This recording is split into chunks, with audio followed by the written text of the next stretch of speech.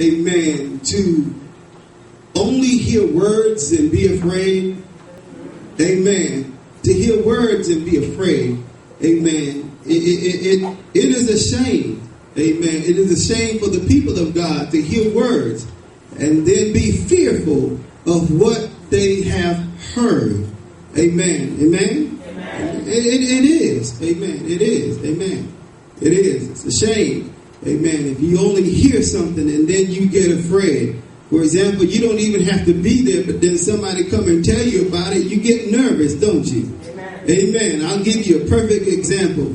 Amen. Somebody robbed the house next door to you and you live right next door to it. What you gonna do?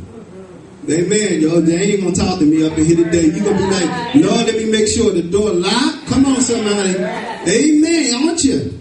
Amen. Put a chair behind the door. Y'all gonna do some old time stuff. Some old time remedy. You're gonna put the chair behind the door, block the door. Amen. You're gonna be closing your blinds and your curtains and all kind of stuff. Amen. Close that curtain. Come on, somebody. Amen. You do things that you won't normally do. Amen. And Lord knows, don't let the house get broken across the street because it's over. You might not go to work the next day.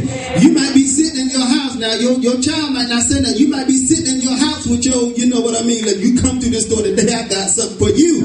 I'm going to stop this robber today. Come on, somebody. Amen. Amen. Don't y'all sit here and y'all ain't trying to be real with me. My God, sleep with a stick. Come on, somebody. Amen. You put it, man. I'm going to go ahead and say this. Amen. You know how young people done seen all kind of stuff. Might sleep with something under your pillow. Come on. Put that knife under your pillow. Put that gun under your pillow. Yes, you will. Come on. Amen. Because you got to get some sleep in the house. Come on. Amen. You're going to do everything you can to protect what? You and your what? Family. Amen. So go ahead and get real in here. Now, look. This is my subject today. My subject today is there a champion in the house? Come on.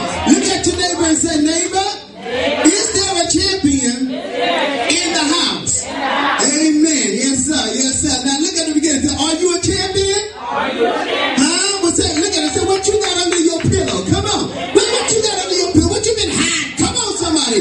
Good God Almighty, up in here.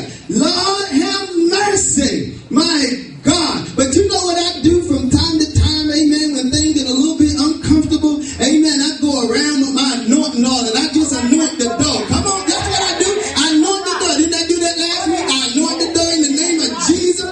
Went on the outside, give me some anointing oil and just start tossing all around the house. Come on, somebody. Y'all not talking to me up in here. Come on, the Bible said we wrestle not against flesh and blood, right? But again, come on, somebody.